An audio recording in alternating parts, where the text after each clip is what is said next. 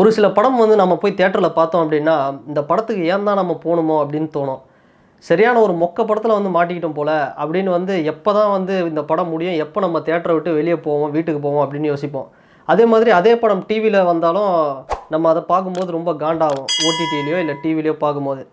ஆனால் இந்த படம் எப்படி அப்படின்னா, இந்த படத்தை வந்து நம்ம தியேட்டரில் போய் பார்க்கல அப்படின்னா, பார்க்காம மிஸ் பண்ணோம் அப்படின்னா, என்னைக்காவது இந்த படம் டிவியில் போடும்போது நமக்கு வந்து ஒரு பெரிய ஒரு நல்ல படத்தை மிஸ் பண்ணிட்டோமோ அப்படிங்கிற ஒரு ஃபீலை வந்து நம்மளுக்கு ஏற்படுத்தும்.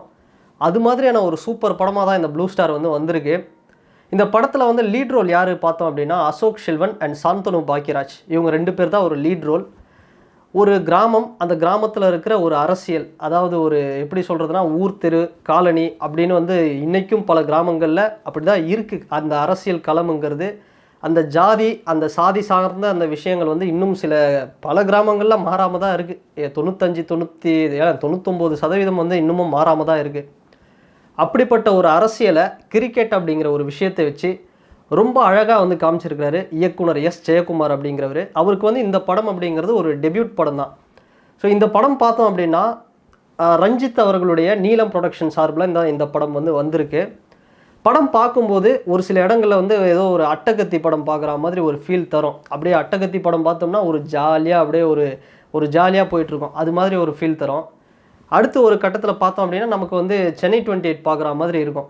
ஸோ இன்னும் கொஞ்சம் நேரம் போச்சு அப்படின்னா ஏதோ சார்பட்டா படத்தில் வர அந்த ஸ்போர்ட்ஸ் ட்ராமா பார்க்குற மாதிரி இருக்கும். அது மாதிரி இந்த படம் ஏதோ படங்கள் வந்து நம்ம பார்த்த மாதிரி இருந்தாலும் கடைசியாக இந்த படம் ஸ்டார்டிங்லேருந்து எண்டிங் வரைக்கும் எப்படி இருக்கும் அப்படின்னா ஒரு நல்ல படம், நம்ம பார்த்த ஒரு ஃபீலை வந்து நிச்சயமாக இந்த படம் வந்து தரும். ஏன்னா அவ்வளோ சூப்பரான ஒரு படம். இந்த படத்தில் வந்து இதோட சினிமாட்டோகிராஃபி இதை வந்து ப்ரைஸ் பண்ணணும். இந்த படத்தோட எடிட்டிங்லேருந்து, இந்த படத்தோடைய மியூசிக்லேருந்து, நிறைய விஷயங்கள், ஸ்க்ரீன் பிளேலேருந்து நிறைய விஷயங்களை வந்து பாராட்டி ஆகணும் அப்படின்னு சொல்ல. ஏன்னா இந்த படத்தை பாராட்டணும், இந்த படத்தை பற்றி பேசணும் அப்படின்னா ஒரு அரை மணி நேரம் பேசலாம். ஏன்னா அந்தளவுக்கு இந்த படத்துடைய ஒவ்வொரு விஷயத்தையும் பார்த்து அப்படியே செதுக்கி வச்சுருக்காங்க அப்படின்னு தான் சொல்லணும். அந்த மாதிரி ஒரு அழகான படம். இந்த வருஷத்தோட தொடக்கத்தில் நிறைய நல்ல படங்கள் வந்தது. இதுக்கு முன்னாடி வந்து இந்த ஜனவரி மாதத்துலேயே மிஷன் வந்தது, கேப்டன் மில்லர் வந்தது, அயலான் வந்தது, நிறைய நல்ல படங்கள், மேரி கிறிஸ்மஸ், இது மாதிரியான படங்கள்லாம் வந்தது. ஸோ இந்த படமும் அந்த வரிசையில் ரொம்ப ஒரு நல்ல ஒரு படம் அப்படின்னே சொல்லலாம் இந்த ப்ளூ ஸ்டாரை. ஸோ படத்தோட ஸ்டார்டிங் வந்து நம்ம பார்த்தோம் அப்படின்னா ஒரு கிரிக்கெட்டு.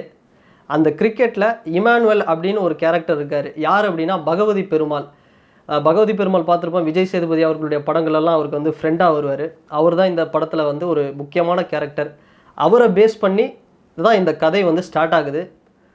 ஒரு காலகட்டத்தில் என்ன ஆச்சு, அதுக்கப்புறம் என்ன ஆக போகுது, அவருக்குன்னு ஒரு ஃப்ளாஷ்பேக், அவர் ஏன் வந்து ஒரு நல்ல உதாரணமாக இந்த பசங்க முன்னாடி இருக்கணும் அப்படிங்கிற அவருக்கு உண்டான ஒரு ஃப்ளாஷ்பேக்.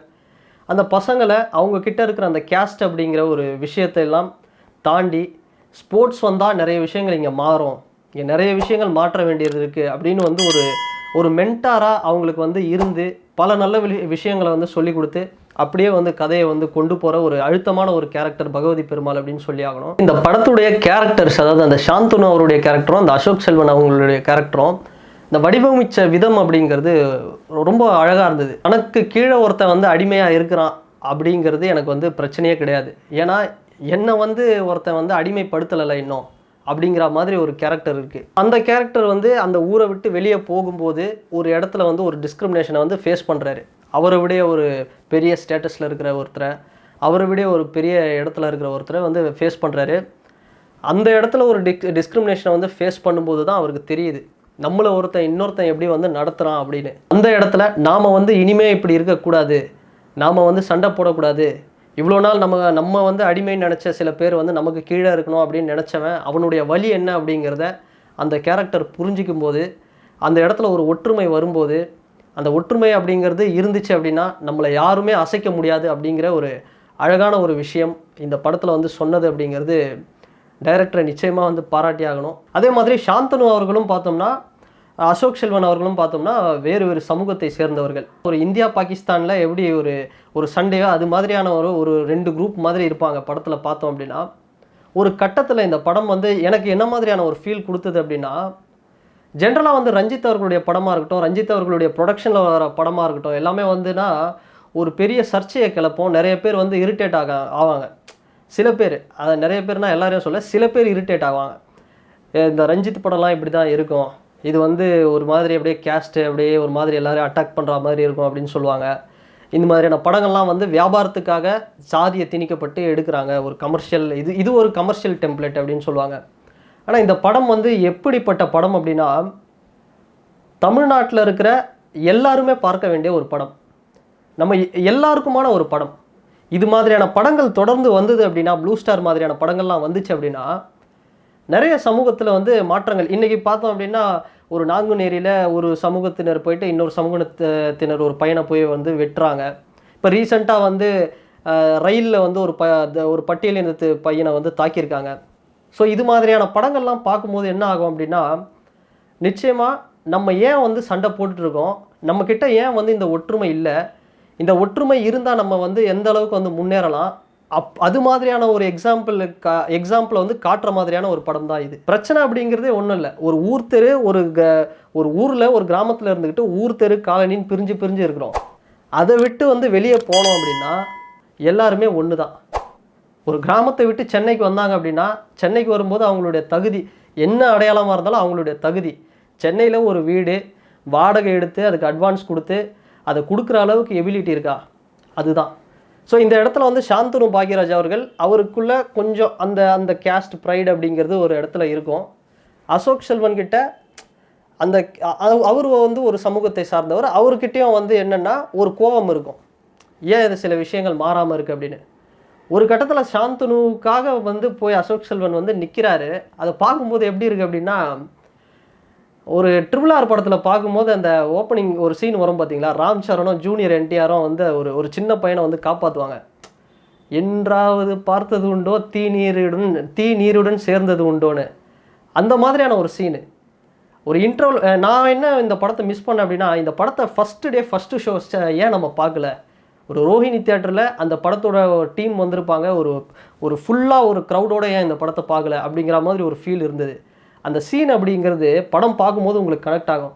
அந்த இன்டர்வல் பிளாக்கு அதுக்கு முன்னாடி வந்து ஒரு ஃபைட்டு, அசோக் செல்வன் வந்து ஒருத்தரை வந்து அடிப்பார், சாந்தனுக்காக நிற்பார், சாந்தனு வந்து அவருக்காக வந்து இறங்கி இன்னொரு ஹெல்ப் ஒன்று பண்ணுவார். இதெல்லாம் வந்து பார்க்கும்போது எப்படி இருந்ததுன்னா, இங்கே பிரச்சனையே கிடையாது. இங்கே பிரச்சனை அப்படிங்கிறது யார் பண்ணிட்டு இருக்காங்க அப்படின்னா, இந்த படத்தில் சாந்தனுக்கு மாமாவை ஒருத்தர் வருவார், அவரை மாதிரி ஆட்கள் தான் வந்து இதை பிடிச்சி வச்சிட்டு இருக்கிறாங்க. நம்மளுடைய சாதி, நம்மளுடைய சங்கம், நம்ம வந்து அவங்க கூட பேசினா நம்மளுடைய சங்கத்துக்கு என்ன பதில் சொல்கிறது, நம்ம தலைவருக்கு என்ன பதில் சொல்கிறது, இது மாதிரியான விஷயங்கள்லாம் வந்து இருக்குது, எல்லா பக்கமும் இருக்குது, நான் இல்லைன்னு சொல்லலை. ஆனால் அது மாதிரியான கேரக்டர் தான் அந்த சாந்தனு அவருடைய மாமாவாக வர அந்த கேரக்டர் தான், அவங்கள மாதிரியான கேரக்டர்ஸ் தான். அவனாகவே இருக்கணும், அவனாகவே இருக்கட்டும், இவனாகவே இருக்கட்டும், ஒருத்தன் மேலே இருக்கட்டும், ஒருத்தன் கீழே இருக்கட்டும் அப்படிங்கிற ஒரு மைண்ட் செட். ஸோ அதையெல்லாம் வந்து இதுக்கு முன்னாடி இருந்த சில பேர் வந்து சொல்லித்தரல, இது தப்புடா, இது நல்லதுடா அப்படின்னு. ஆனால் இதே படத்தில் பகவதி பெருமாளுங்கிற கேரக்டர் வந்து இப்படி இருக்கக்கூடாது, நம்ம ஆக்சுவலாக நம்ம மனுஷங்க. ஸோ அந்த கேரக்டர் வந்து பகவதி பெருமாளுடைய கேரக்டர் வந்து நீங்கள் படம் பார்க்கும்போது தெரியும், அவ்வளோ ஒரு சூப்பரான ஒரு அழுத்தமான கேரக்டர். இங்கே பிரச்சனை வந்து சாந்தனு அப்படிங்கிற ஒரு கேரக்டர், அவருடைய மாமா கூட பிரச்சனை கிடையாது, அந்த மாமா கூட நல்ல மனுஷன்தான். ஆனால் அவர் வந்து இன்னும் மாறாமல் இருக்கிறார், சில விஷயங்களை வந்து மாற்றிக்க அவர் வந்து விரும்பாமல் இருக்கிறார். ஸோ இதையெல்லாம் தூக்கி போட்டு 2 இளைஞர்கள் 2 சமூகம் ஒன்று சேர்ந்தால் அந்த கிராமத்துக்கு அவங்களுடைய ஸ்போர்ட்ஸு, அவங்க கல்வி அறிவு எல்லா ரீதியிலையும் வந்து அந்த ஒற்றுமை அப்படி இருந்தது அப்படின்னா, நடுவில் யாரும் பூந்து நம்மளுடைய ஒற்றுமையை வந்து கெடுக்கவும் முடியாது, யாரும் வந்து இங்கே அடிமைப்படுத்தவும் முடியாது, யாரும் வந்து அடிமையாகவும் இருக்க முடியாது. ஸோ அது மாதிரியான ஒரு அழகான ஒரு படம், ஒரு சூப்பர் படம். அதாவது பேசணும்னா இந்த படத்தை பேசிக்கிட்டே இருக்கலாங்க, அவ்வளோ ஒரு சூப்பரான படம். கோவிந்த வசந்தா அவர்களுடைய மியூசிக் அப்படிங்கிறது அவ்வளோ அருமையான ஒரு மியூசிக். இந்த படத்தை பற்றி சொல்லணும் அப்படின்னா, இது வந்து அசோக் செல்வனோட கரியரில் one of the best film blue star அப்படிங்கிறது. சாந்தனு அவருடைய கரியரில் வந்து இது one of the best film. அப்புறம் இந்த படத்தில் நடிச்சிருந்த கீர்த்தி பாண்டியன், அந்த நடிகை, அவங்களுடைய கரியர்லேயும் இது வந்து ஒரு ஒன் ஆஃப் த பெஸ்ட் ஃபில்ம்னு சொல்லலாம். அதே மாதிரி பகவதி பெருமாள் அவருடைய கேரக்டர்லேயும் வந்து இது வந்து ஒரு பெஸ்ட்டான ஒரு ஃபில்ம் தான். அப்புறம் இளங்கோ குமரவேல்னு ஒருத்தர் இருக்கார், அவர் நிறைய படங்களில் பார்த்துருப்பீங்க, கிட்டத்தட்ட ஒரு காளி வெங்கட் மாதிரி தான், அவரும் வந்து தமிழ் சினிமாவுக்கு ஒரு லக்கி சாம்ப் தான். ஸோ அந்த மாதிரி இவ்வளோ கேரக்டர்ஸ் இருக்குது இந்த படத்தில். ஜென்ரலாக வந்து ரஞ்சித் அவர்களுடைய படமாக இருக்கட்டும், இல்லை ஒரு பக்கா ஆர்ட் படம்னாலும் அந்த படத்தில் வர கேரக்டர்ஸ் வந்து தனித்தனியாக வந்து துண்டாக அப்படி தூக்கி காட்டும். ஸோ அது மாதிரியான வந்து கேரக்டர்ஸ் தான் இந்த படத்தில் வந்து வந்திருக்காங்க. நான் வந்து இந்த படத்தை பார்த்துட்டு வந்து எதுவுமே ப்ரிப்பேர் பண்ணல, ஒரு ரிவ்யூவில் ஷேர் பண்ணணுன்றதுக்காக ஒரு ஃப்ளோவில் போயிட்டுருக்கேன். ஸோ அவ்வளோ ஒரு அழகான ஒரு படம் இது தவிர்த்து சில கேரக்டர்ஸ் வந்து பார்த்தோம் அப்படின்னா, பாண்டியராஜன் அவர்களுடைய பையன் பிருத்திவிராஜ் சாம்னு ஒரு கேரக்டர் பண்ணியிருக்கிறாரு.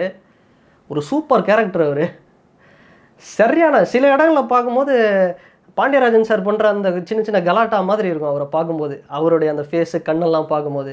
சில இடங்களில் வந்து பிருத்திவிராஜ் பாண்டியராஜனாவே அவருக்கு என்ன ஒரு தனித்துவமோ அதை வச்சு நடிச்சிருக்கிறாரு. ரொம்ப சூப்பராக அந்த கேரக்டருக்கு வந்து ஃபிட்டு. இது மாதிரி படத்தில் சொல்கிற வர எல்லா கேரக்டர்ஸுமே பார்த்தோம் அப்படின்னா ஒரு சூப்பரான கேரக்டர்ஸாக வராங்க. இதெல்லாம் தாண்டி ஒருத்தர் வராரு செகண்ட் ஹாஃபில். அவரை வந்து எப்படி பிக் பண்ணாங்கன்னே தெரில. அவர் வந்து ஒரு மலையாளம் ஆக்டர், காமெடியன். அவர் காமெடி டெலிவிஷன் சீரீஸ்லலாம் வருவார், நிறைய படங்களில் நடிச்சிருக்கிறாரு. ஒரு பெரிய ஸ்டார் காமெடியன் தான் அவர். அதே மாதிரி மிமிக்ரி ஆர்டிஸ்ட்டும் கூட, எப்படி கலாபவன் மணி சார், திலீப் அவங்கள மாதிரி வந்து ஒரு மிமிக்ரி ஆர்டிஸ்ட்டாக தான் வந்திருக்கிறாரு. அவருடைய பர்ஃபார்மன்ஸ், அதாவது புல்லட் பாபு அப்படிங்கிற ஒரு கேரக்டர், கிட்டத்தட்ட வெஸ்ட் இண்டீஸ் டீமில் கிறிஸ் கெயில் எப்படியோ அது மாதிரியான ஒரு கேரக்டர் தான் அவர். ஒரு லீக் மேட்ச் நடக்குது, அந்த மேட்ச்சில் ஒரு டீமில் இருக்கார் புல்லட் பாபுன்னு. அவர் வந்து 4-6 தான் வந்து அடிப்பார். அடித்தா கிட்டத்தட்ட அவர் வந்து ஒரு கிறிஸ் கெயில். அவரை வந்து எப்படி பிடிச்சா, அதாவது அதே மாதிரி அவர் வெஸ்ட் இண்டீஸ் டீமுக்கு தான் விளையாடுவேன் அப்படிங்கிற மாதிரி ஒரு பிடிவாதமாக இருப்பார். அது மாதிரியான கேரக்டர் வந்து சரியான கேரக்டர் இந்த படத்தில். சாஜு நவோதயா அப்படிங்கிற ஒரு ஆக்டர், அவர் புல்லட் பாபு அப்படிங்கிற ஒரு கேரக்டர் பண்ணியிருப்பார். படம் பார்க்கும்போது தேட்டரில் இந்த படம் வந்து இந்த கேரக்டர் வந்து ரொம்பவே பிடிக்கும் நம்ம எல்லாருக்கும். அதே மாதிரி இந்த சாஜு நவோதயா அப்படிங்கிற ஒரு நடிகருக்கு வந்து ஒரு பெரிய ஃப்யூச்சர் வந்து தமிழ் சினிமா மட்டும் இல்லை, சவுத் இந்தியன், மேபி இன்னும் வாய்ப்பு கிடைச்சா அவர் வந்து ஹிந்திலையும் போய் கலக்கலாம். அந்தளவுக்கு ஒரு சூப்பரான ஒரு கேரக்டர் அவர். அவருடைய கேரக்டர் வந்து ரொம்ப நல்லா இருந்துச்சு. அந்த ஸ்க்ரீனில் கொஞ்ச நேரம் தான் வந்தார், அவ்வளோ கலகலன்னு சூப்பராக பண்ணியிருந்தார். இல்லை இவ்வளோ ப்ளஸ் இருக்குது, சினிமாட்டோகிராஃபி, ஸ்க்ரீன் ப்ளே, கேரக்டர்ஸு, இந்த படத்தில் வர காஸ்டிங்ஸ்னு, இது படத்தில் வர ஸ்க்ரீன் ப்ளே, ஸ்டோரி, நிறைய விஷயங்கள் வந்து படத்தில் எல்லாமே ப்ளஸ்ஸு தான். ஸோ ஜென்ரலாகவே ஒரு கருத்து இருக்குது பார்த்தீங்களா, இது மாதிரியான படங்கள், ரஞ்சித் அவர்களுடைய ப்ரொடக்ஷன்லேருந்து வர படங்கள், இது மாதிரியான ஒரு கதை அமைப்பெல்லாம் வந்து ஒரு வெறுப்பு அரசியலை வந்து தூண்டி விடுற மாதிரி இருக்கும், படம் பார்க்கக்கூடாது அப்படின்னு சில பேர் சொல்லுவாங்க பார்த்தீங்களா. அவங்களும் இந்த படத்தை பார்த்தாங்க அப்படின்னா ரொம்ப லைக் பண்ணுவாங்க. ஏன்னா அவ்வளோ ஒரு சூப்பராக வந்து சில விஷயங்களை வந்து இந்த படத்தில் அழகாக காமிச்சிருக்கிறாங்க. பரியரும் பெருமாள்னு ஒரு படம் பார்க்கும்போது கடைசியில் அந்த படம் என்ன ஒரு ஃபீல் கொடுக்கும் கிளைமேக்ஸில், அது மாதிரியான ஒரு ஃபீல் வந்து இந்த படம் வந்து நிச்சயமாக கொடுக்கும். ஸோ இதெல்லாம் தாண்டி இந்த படம் பார்க்கும்போது எப்படி ஒரு ஃபீல் கொடுக்கும் அப்படின்னா, ஒரு சென்னை 28 பார்க்குற மாதிரி. அப்புறம் ஒரு சார்பட்டாவில் எப்படி வந்து ஃபஸ்ட்டு வந்து ராமன் அடிப்பார் கபிலன், அதுக்கப்புறம் வந்து நம்ம டான்சிங் ரோஸ் அடிப்பார், அப்புறம் ஃபைனலாக கபிலனை வந்து இவரை வேம்புலி அடித்து காலி பண்ணுவார். ஸோ அந்த மாதிரி தான் இருக்கும் இந்த படத்தில். ஒரு மேட்சாக அப்படியே அடிச்சுட்டு வரும்போது ஒரு சார்பட்டா மாதிரி ஒரு பக்கா ஸ்போர்ட்ஸ் ட்ராமா பார்க்குற மாதிரி அவ்வளோ சூப்பராக இருக்கும் இந்த படம். ஸோ அந்த மாதிரி இந்த படத்தை வந்து தியேட்டரில் வந்து யாரும் மிஸ் பண்ணுறாதீங்க. ஏன்னா ரொம்ப நல்ல படம். இது எல்லாமே தூக்கி போட்டுருங்க. நான் இந்த கேஸ்ட்டு, நான் அந்த கேஸ்ட், அதெல்லாம் தூக்கி போட்டு தியேட்டரில் போய் உக்காந்திங்க அப்படின்னா இதுதான்டா படம், இதை தான் பார்க்க. ஒரு பக்காவான ஆர்ட் படம், ஒரு பக்காவான ஒரு சூப்பர் படம், ஒரு ஸ்போர்ட்ஸ் ட்ராமா பார்க்கணும் அப்படின்னா இந்த படத்தை வந்து மிஸ் பண்ணவே கூடாது. அவ்வளோ ஒரு அழகான ஒரு சூப்பரான படம். இதெல்லாம் பார்த்தோம் அப்படின்னா இந்த படத்துடைய பாசிட்டிவ்ஸ். ஸோ இதையும் தாண்டி ஒரு சில விஷயம் வந்து நான் இங்கே ஷேர் பண்ண விரும்புகிறேன். ஸோ இந்த படத்தில் பூவை மூர்த்தியார் அவர்களை பற்றி இயக்குனர் ஜெயக்குமார் அவர்கள் சொன்ன அந்த விஷயம் அப்படிங்கிறது ரொம்ப ஒரு நல்ல விஷயம்.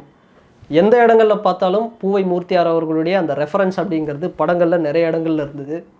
அதே மாதிரி 90, 2000 இந்த காலகட்டங்களில் பட்டியலினத்து மக்களுடைய அந்த பிரச்சனைகளுக்காக இறங்கி தன்னுடைய வாழ்க்கையில் கடைசி மூச்சு வரைக்கும் அவர் வந்து ஒரு மிகப்பெரிய ஒரு போராளியாக தான் வந்து வாழ்ந்திருக்கிறாரு பூவை மூர்த்தியார் அவர்கள். நிறைய பேருக்கு வந்து தெரிஞ்சிருக்கும். இப்போ புரட்சி பாரதம் கட்சி இருக்குது பார்த்தீங்களா, அதில் வந்து ஜெகன் மூர்த்தியார் அவர்கள் வந்து இன்றைக்கி தலைவராக இருக்கிறாரு. அவருடைய அண்ணன் தான் பூவை மூர்த்தியார் அவர்கள். பட்டியலினத்து மக்கள் வந்து சமூக ரீதியாகவும் சரி, பொருளாதாரம், அரசியல், எல்லா தளங்களிலும் அவங்களுடைய வாழ்க்கை அப்படிங்கிறது மிகப்பெரிய ஒரு இடத்துக்கு போகணும் அப்படிங்கிறதுக்காக தன்னுடைய வாழ்க்கையை வாழ்நாள் முழுவதும் வந்து அவர்களுடைய பட்டியலின மக்களுடைய முன்னேற்றத்துக்காகவே வாழ்ந்த ஒரு தலைவர் அவர். ரொம்ப சந்தோஷமாக இருந்தது அவரை பற்றி இந்த படத்தில் காட்டும்போது. ஏன்னா அவர் ஒரு பட்டியலினத்து மக்களுடைய தலித் விடுதலைக்காக பேசப்பட்ட தலைவர்கள்லாம் பேசும்போது இன்றைக்கும் சரி, கடந்த காலங்கள்லையும் சரி, பூவை மூர்த்தியார் அவர்கள் பற்றி பெரிய அளவில் யாரும் வந்து பேசலை. ஆனால் இந்த படத்தில் வந்து இயக்குனர் பேசுனது அப்படிங்கிறது ரொம்ப நல்ல விஷயம். ரொம்ப நல்லா இருந்தது அந்த விஷயம் பார்க்கும்போது. அண்டு இன்னொரு பெரிய ஒரு ப்ளஸ் என்னென்னா, இயக்குனர் பாராட்டியே ஆகணும் அப்படின்னா, ஜென்ரலாக நான் பர்சனலாக ஃபீல் பண்ணுற விஷயம், திருவள்ளூர், காஞ்சிபுரம் இது மாதிரியான வந்து மாவட்டங்களில் தமிழ் சினிமாவில் பெரிய அளவில் வந்து யாரும் காட்ட மாட்டாங்க. ஸோ அந்த இடங்களையும் வந்து எவ்வளோ ஒரு அழகான ஒரு வாழ்வியல் இருக்குது, அந்த இடங்களையும் வந்து ஒரு அழகாக ஸ்க்ரீன் பிளேயில் ஒரு சினிமாட்டோகிராஃபியில் ஒரு கேமராவில் பார்க்கும்போது வந்து ரொம்ப நல்லா இருந்துச்சு. ஸோ அது வந்து தொடர்ந்து இதுக்கு முன்னாடி அட்டகத்தி மாதிரியான படங்களில் வந்து பார்த்துருந்தோம் பக்கத்தில் திருவள்ளூர் மாவட்டங்கள்லாம். ஸோ இந்த படத்தில் இப்படி காட்டுனது அப்படிங்கிறது, அவர் அப்படி காமிச்ச ஒரு விஷயம் வந்து ரொம்ப ஒரு நல்ல விஷயம் அப்படின்னு சொல்லலாம். ரொம்ப சந்தோஷமாக இருந்தது அதை பார்க்கும்போது. ஸோ அந்த மாதிரி அதுதான் சொல்கிறேன். நான் வந்து எதுவும் வந்து ப்ரிப்பேர் பண்ணலை. இது வந்து என்னடா இவன் வந்து கேஸ்ட்டு பற்றி பேசுகிறான், இது வந்து ஏதோ ஒரு தலைவரை பற்றி பேசுகிறான் அப்படிலாம் யாரும் நினச்சிட வேணாம். இது எல்லாம் வந்து தாண்டி இந்த படம் ஒரு படமாக நீங்கள் போய் பார்த்தீங்க அப்படின்னா, ஒரு படத்துக்கு தேவையான எல்லா மக்களுக்கான இந்த படத்தை பார்த்துட்டு வெளியே வரும்போது, ச்சே இப்படி இருந்தால் எவ்வளோ நல்லா இருக்கும்ல, நம்ம மேலே வந்து இவ்வளோ பிரச்சனைகளை திணிச்சு இவன் இப்படி அப்படின்னு நம்ம பிரித்து எல்லா பல பேருடைய சுயலாபத்திற்காக நம்ம பிரித்து வச்சுருக்காங்க. நம்மலாம் ஒன்று சேர்ந்தோம் அப்படின்னா எவ்வளோ நல்லாயிருக்கும் அப்படிங்கிற ஒரு அழகான ஒரு விஷயத்தை இயக்குனர் காமிச்சிருக்கிறாரு. இதையும் தாண்டி ஒரு நல்ல படம் பார்த்த ஃபீல் கிடைக்கும், ஒரு நல்ல ஸ்போர்ட்ஸ் படம் பார்த்த ஃபீல் வந்து நிச்சயமாக கிடைக்கும். ஸோ ப்ளூ ஸ்டார் ஒரு நல்ல படம் பார்க்கணுன்னு நினச்சிங்கன்னா இந்த ப்ளூ ஸ்டார் படத்தை வந்து தியேட்டரில் போய் பாருங்கள். அண்டு இந்த ப்ளூ ஸ்டார் படத்தை நீங்கள் பார்த்துருந்தீங்க அப்படின்னா இந்த கமெண்ட் செக்ஷனில் உங்களுடைய கருத்துக்கள் என்ன அப்படிங்கிறத வந்து பதிவு பண்ணுங்கள். அண்ட் இந்த வீடியோ உங்களுக்கு பிடிச்சிருந்ததுன்னா லைக் பண்ணுங்கள், ஷேர் பண்ணுங்கள், கமெண்ட் பண்ணுங்கள், சப்ஸ்கிரைப் பண்ணுங்கள். அண்ட் வேறு ஒரு வீடியோவில் வேறு ஒரு கண்டென்ட்டில் நான் உங்களை பார்க்குறேன். பாய்.